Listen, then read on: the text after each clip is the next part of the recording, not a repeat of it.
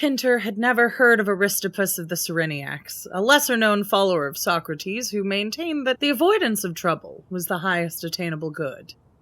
However, he had lived his uneventful life according to this precept, in all respects except one, an inability to pass up a bargain. And which of us is entirely free from that? He was a very moderate man. He did not go to extremes.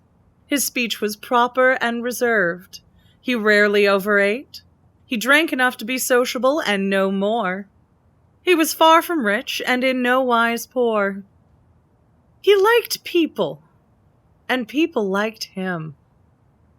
Bearing all that in mind, would you expect to find him in a low-life pub on the seamier side of London's East End, taking out what is colloquially known as a contract on someone he hardly knew? You would not. You would not even expect to find him in the pub. And until a certain Friday afternoon, you would have been right. But the love of a woman can do strange things to a man, even one so colorless as Peter Pinter.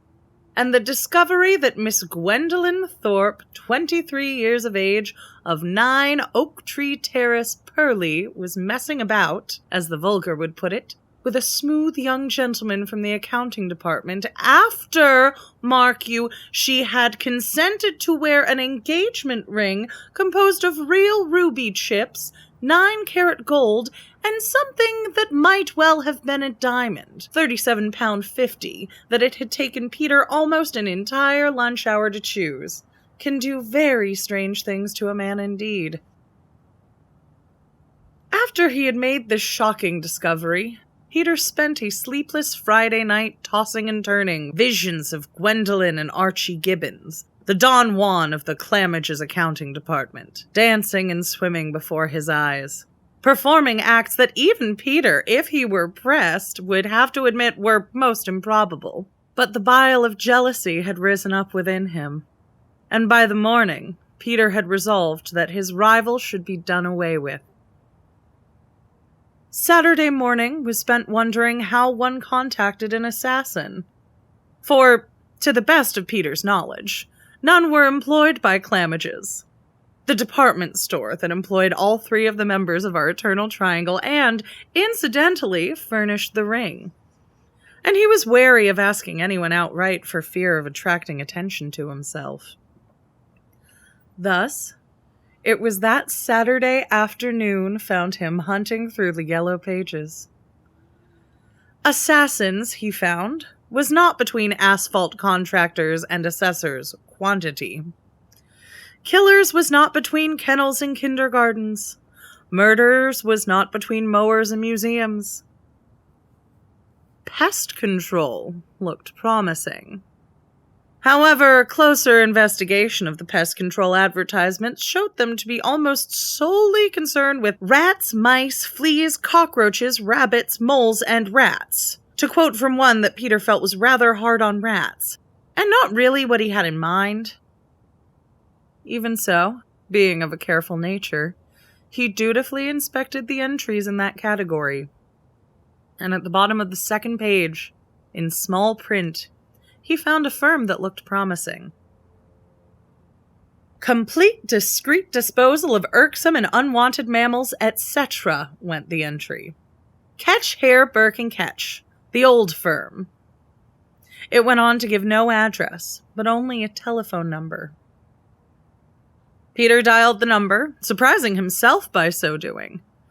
His heart pounded in his chest, and he tried to look nonchalant. The phone rang once, twice, 3 times.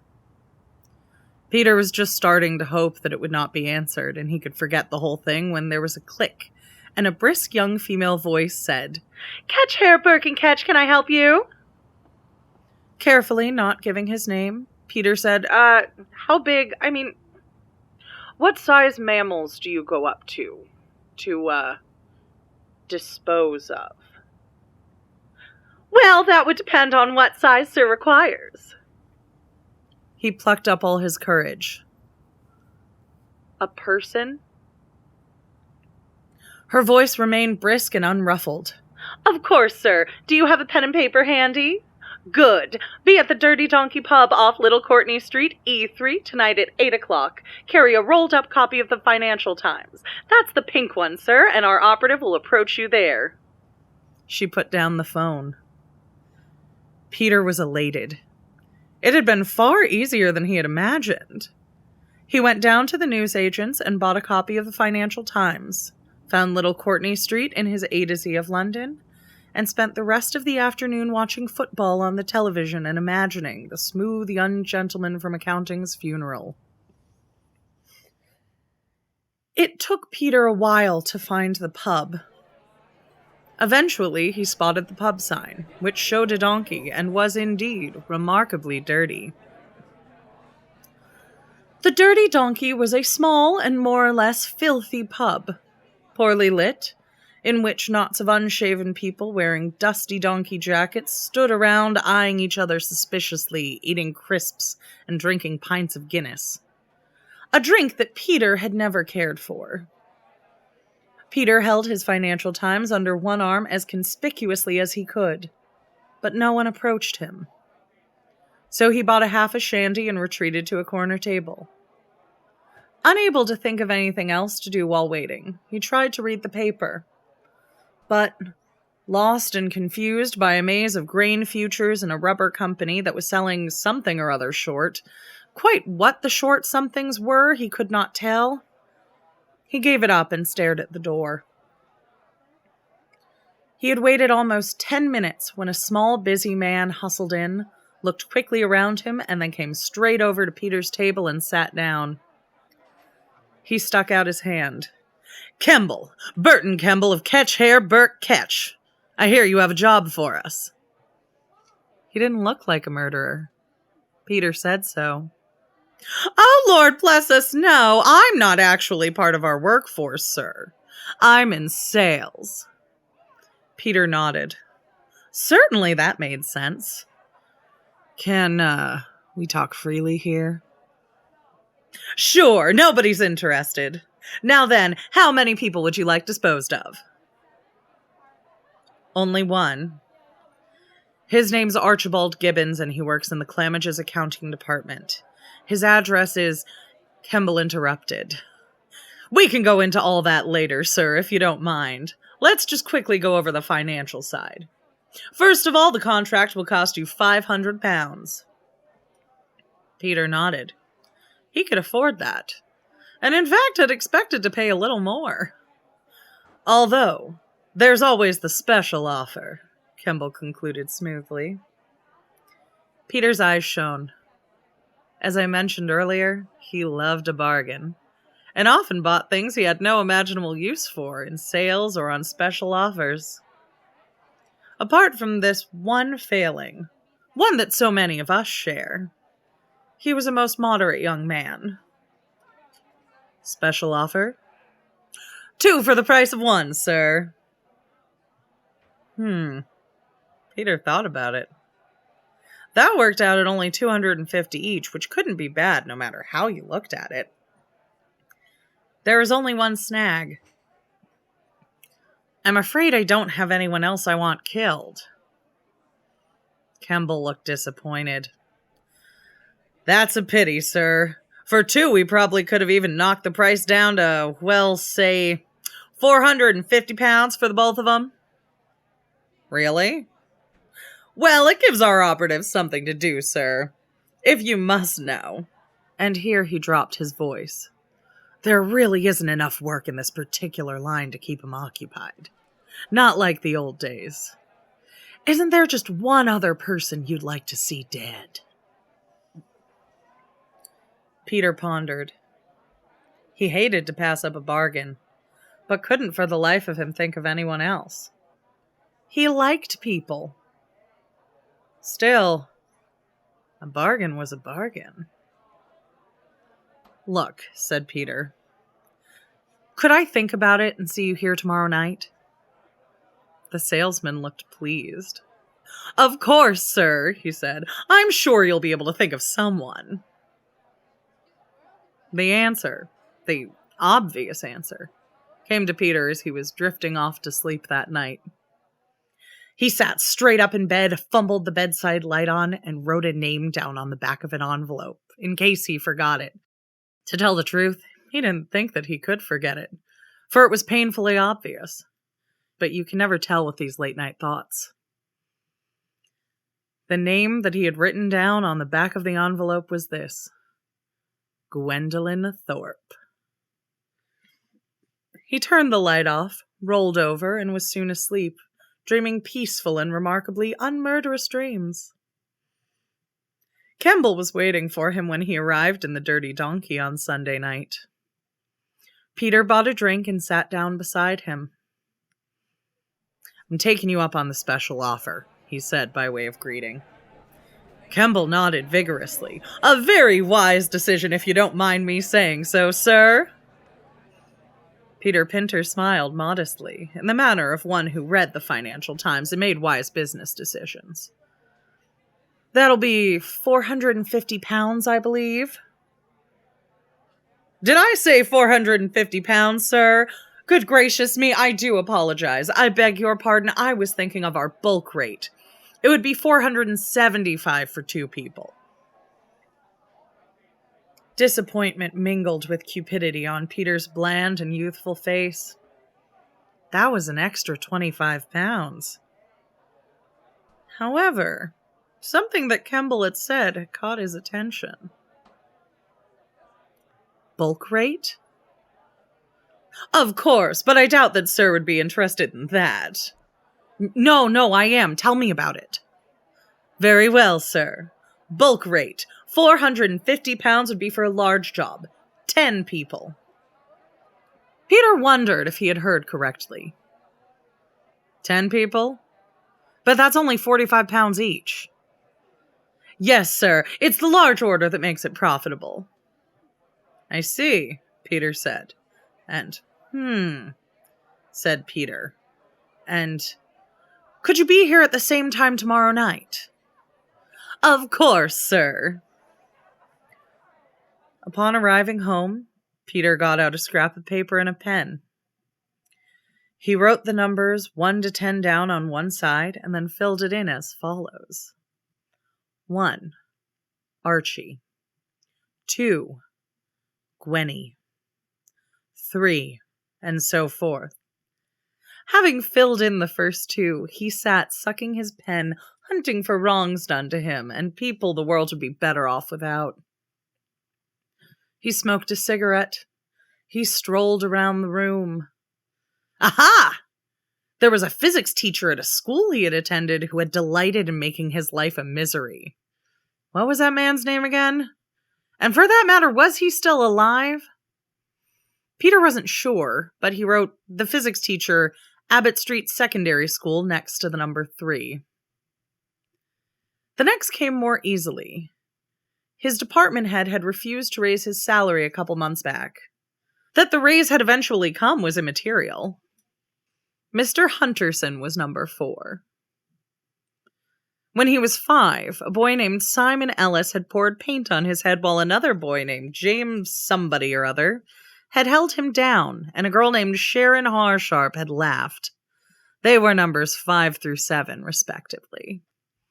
Who else? There was a man on television with the annoying snicker who read the news. He went on the list. And what about the woman in the flat next door with the little yappy dog that shat in the hall? He put her and the dog down on 9. 10 was the hardest. He scratched his head and went into the kitchen for a cup of coffee, then dashed back and wrote my great-uncle Mervyn down in the 10th place. The old man was rumored to be quite affluent, and there was a possibility, albeit rather slim, that he could leave Peter some money. With the satisfaction of an evening's work well done, he went off to bed. Monday at Clamage's was routine. Peter was a senior sales assistant in the books department, a job that actually entailed very little. He clutched his list tightly in his hand, deep in his pocket, rejoicing in the feeling of power that it gave him. He spent a most enjoyable lunch hour in the canteen with young Gwendolyn, who did not know that he had seen her and Archie enter the stockroom together, and even smiled at the smooth young man from the accounting department when he passed him in the corridor. He proudly displayed his list to Kemble that evening. The little salesman's face fell. "I'm afraid this isn't 10 people, Mr. Pinter," he explained. "You've counted the woman in the next-door flat and her dog as one person. That brings it to 11, which would be an extra..." His pocket calculator was rapidly deployed. "An extra 70 pounds. How about if we forget the dog?" Peter shook his head. "The dog's as bad as the woman, or worse. Then I'm afraid we have a slight problem. Unless..." "What?" "Unless you'd like to take advantage of our wholesale rate. But sir wouldn't be." There are words that do things to people. Words that make people's faces flush with joy, excitement, or passion. Environmental can be one. Occult is another. Wholesale was Peter's. He leaned back in his chair. "Tell me about it," he said with the practiced assurance of an experienced shopper. "Well, sir," said Kemble, allowing himself a little chuckle, "we can get 'em for your wholesale. £17.50 each for every quarry after the first 50, or a tenner each for every one over 200. I suppose you'd go down to a fiver if I wanted 1,000 people knocked off." "Oh, no, sir." Kemble looked shocked. "If you're talking those sorts of figures, we can do 'em for a quid each." £1? "That's right, sir. There's not a big profit margin on it, but the high turnover and productivity more than justifies it." Kemble got up. "Same time tomorrow, sir?" Peter nodded. £1,000. 1,000 people. Peter Pinter didn't even know 1,000 people. Even so, there were the Houses of Parliament. He didn't like politicians. They squabbled and argued and carried on so. And for that matter, an idea, shocking in its audacity, bold, daring. Still, the idea was there and it wouldn't go away. A distant cousin of his had married the younger brother of an earl or a baron or something. On the way home from work that afternoon, he stopped off at a little shop that he had passed 1,000 times without entering. It had a large sign in the window, guaranteeing to trace your lineage for you and even draw up a coat of arms if you happen to have mislaid your own, and an impressive heraldic map. They were very helpful, and phoned him up just after 7 to give him their news. If approximately 14,072,811 people died, he, Peter Pinter, would be King of England. He didn't have 14,072,811 pounds, but he suspected that when you were talking in those figures, Mr. Kemble would have one of his special discounts. Mr. Kemble did. He didn't even raise an eyebrow. "Actually," he explained, "it works out quite cheaply, you see. We wouldn't have to do them all individually. Small-scale nuclear weapons, some judicious bombing, gassing, plague, dropping radios into swimming pools, and then mopping up the stragglers. Say, £4,000. 4,000? That's incredible." The salesman looked pleased with himself. "Our operatives will be glad of the work, sir," he grinned. "We pride ourselves on servicing our wholesale customers." The wind blew cold as Peter left the pub, setting the old sign swinging. It didn't look much like a dirty donkey, thought Peter. More like a pale horse. Peter was drifting off to sleep that night, mentally rehearsing his coronation speech, when a thought drifted into his head and hung around. It would not go away. Could he possibly be passing up an even larger saving than he already had? Could he be missing out on a bargain? Peter climbed out of bed and walked over to the phone. It was almost 3 a.m., but even so. His yellow pages lay open where he had left it the previous Saturday, and he dialed the number. The phone seemed to ring forever. There was a click, and a bored voice said, "Burke Hair Catch, can I help you?" I hope I'm not phoning too late, he began. "Of course not, sir." "I was wondering if I could speak to Mr. Kemble." "Can you hold? I'll see if he's available." Peter waited for a couple of minutes, listening to the ghostly crackles and whispers that always echo down empty phone lines. "Are you there, caller?" "Yes, I'm here. Putting you through." There was a buzz. Then, "Kemble speaking." "Ah, Mr. Kemble. Hello, I'm sorry if I got you out of bed or anything. This is, Peter Pinter." "Yes, Mr. Pinter?" "Well, I'm sorry it's so late, only I was wondering, how much would it cost to kill everybody? Everybody in the world."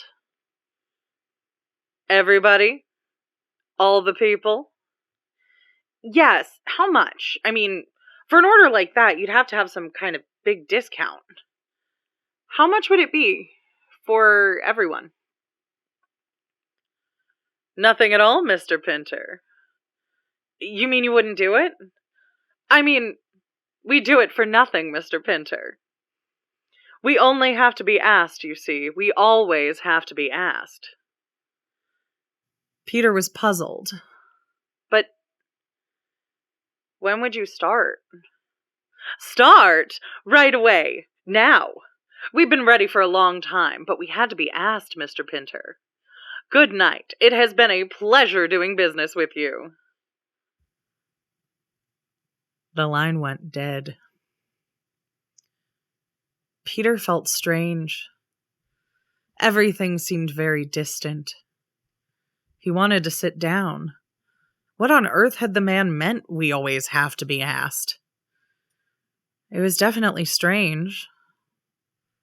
Nobody does anything for nothing in this world. He had a good mind to phone Kemble back and call the whole thing off. Perhaps he had overreacted. Perhaps there was a perfectly innocent reason why Archie and Gwendolyn had entered the stockroom together.